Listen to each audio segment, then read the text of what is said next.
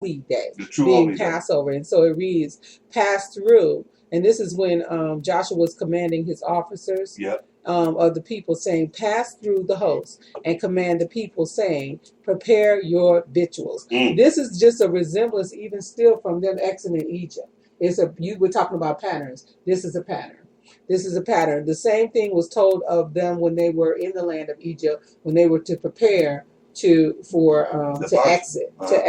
So it says, prepare you victuals for within 3 days you shall pass over. Passover is right there in that sentence. You shall pass over this Jordan.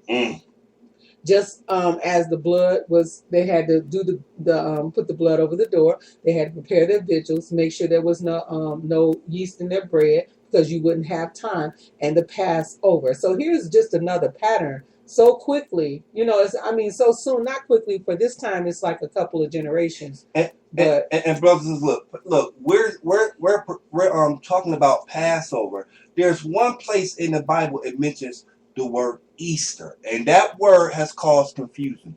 Easter and Passover is two different words. They try to use Easter to mean Passover, but why do you put Easter in there? Easter itself is a pagan worship.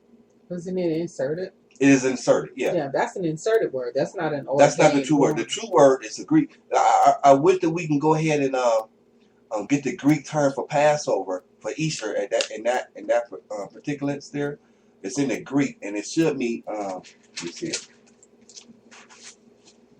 Yeah. We can look it up, but I just wanted to highlight and for us to keep focus on that.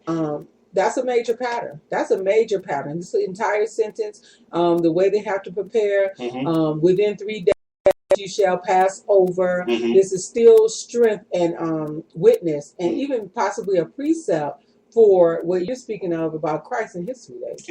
You know what? And that's the title. I didn't mention it, but that's it. 3 days of truth. 3 days of truth, brothers and sisters. It wasn't no Friday service. It was 3 days of truth.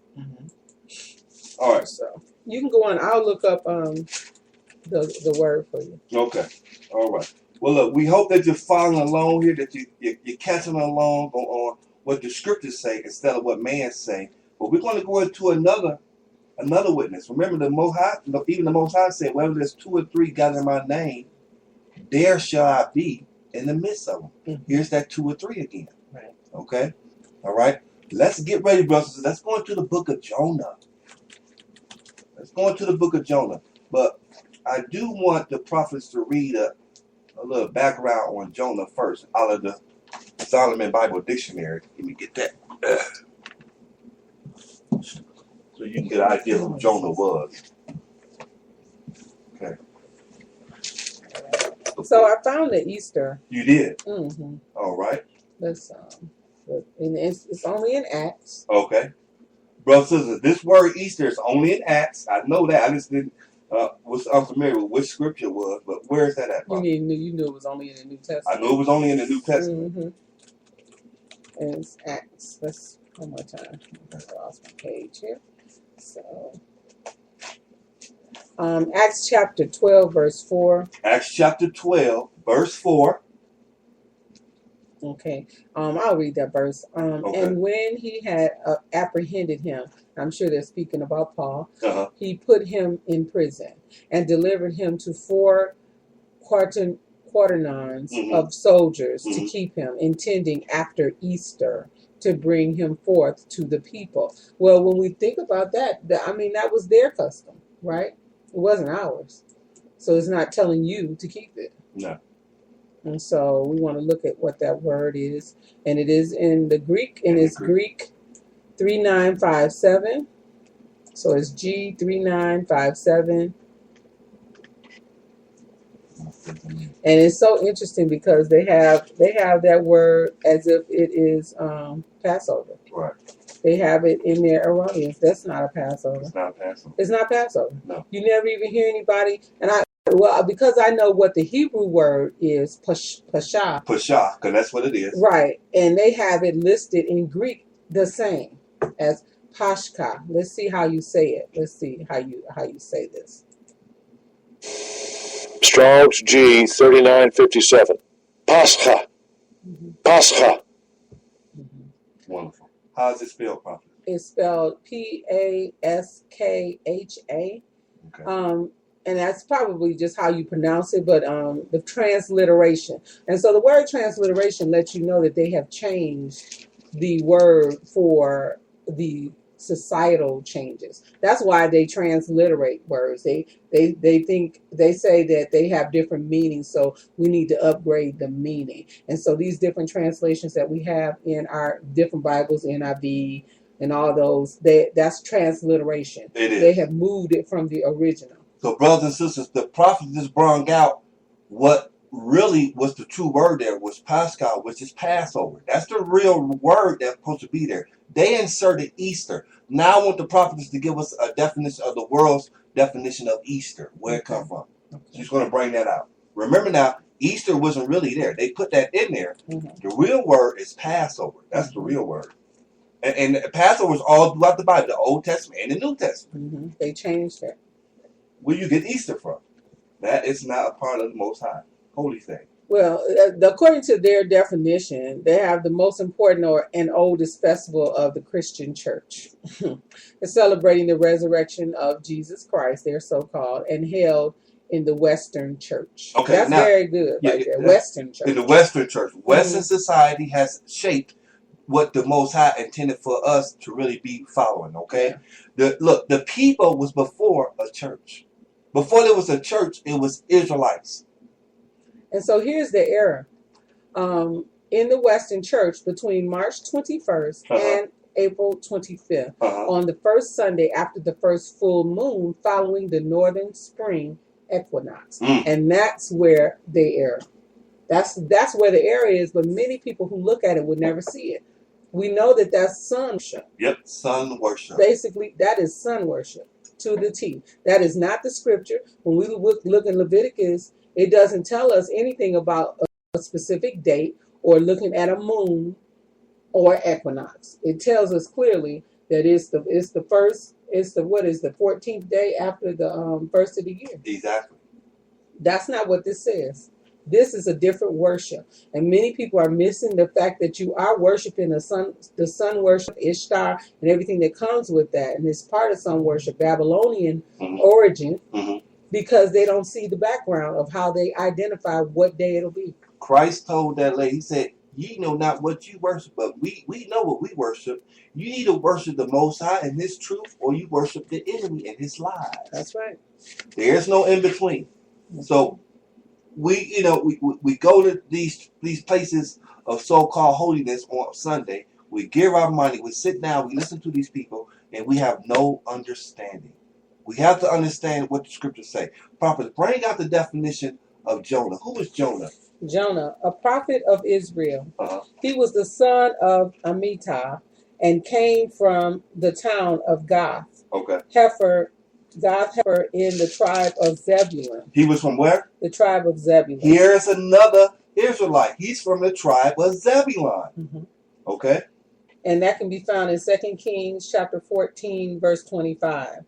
He predicted the restoration of the land of Israel to its ancient boundaries through the efforts of Jeroboam. Okay. Now, Zebulun, just want to bring that. I'm going to let you go right back. Zebulun are what we call the modern day Guatemalans to the Panama Islands, the Mayans.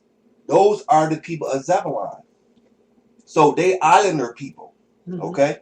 Go ahead, Papa. I just wanted to bring that out. All right. So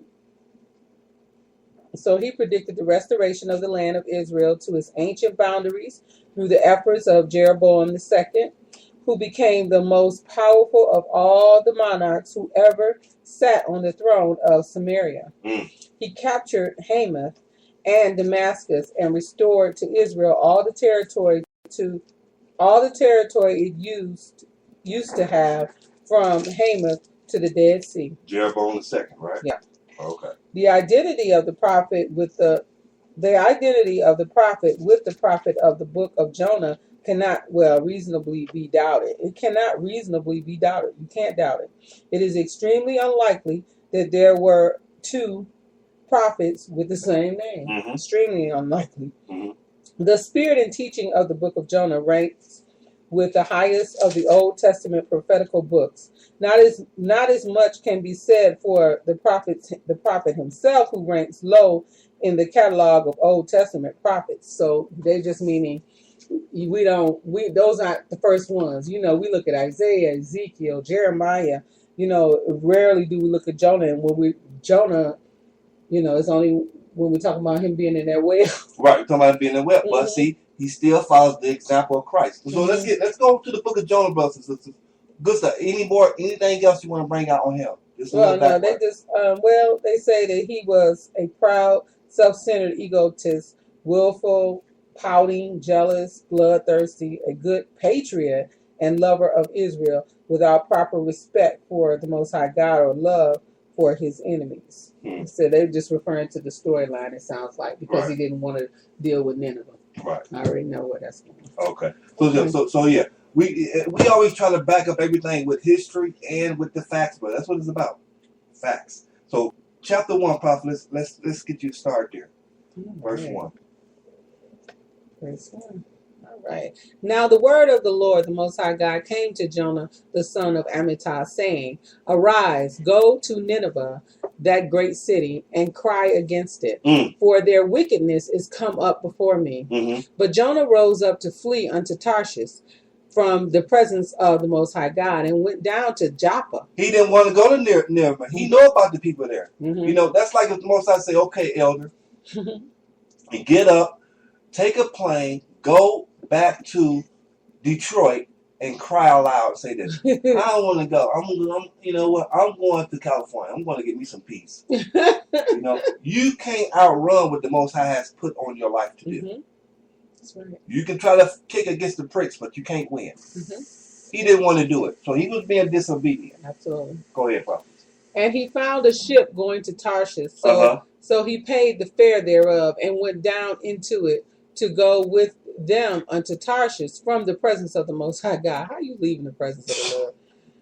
Verse 4. But the Most High sent out a great wind into the sea, and there was a mighty tempest in the sea, so that the ship was like to be broken. Then the mariners were afraid, and cried every man unto his God. The mariners, these are the sea. Mariners are sea people that made their living off the sea. Right. But the scriptures is letting you know they had other gods. Right, because it's a little small g, and so that means that you were amongst a mixed multitude. Him on that boat trying to hide from the Most High God. And in the middle of verse 5, and cast forth the wares that were in the ship into the sea, to lighten it of them. But Jonah was gone down into the sides of the ship, and he lay and was fast asleep. Don't that sound similar? That's similar to the Most High, to Yeshaya, when he was on that boat and it was going back and forth, and Peter and them was like, "How are you sleeping?" Brothers, we keep telling everybody the Old Testament is a shadow of the New, right? This is an example of Christ. Jonah is an example of Christ.